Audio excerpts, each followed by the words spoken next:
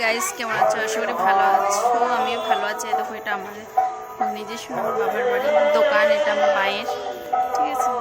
দেখো কত সুন্দর করে অক্ষয় তৃতীয়া অনুষ্ঠান খুব সুন্দর করে সাজিয়েছে ওরা।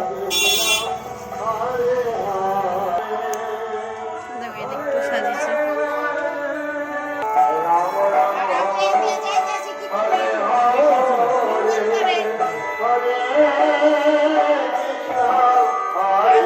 এটা একটা মুদিখানার দোকান, এর মধ্যে সব কিছু A to Z পাওয়া যায়।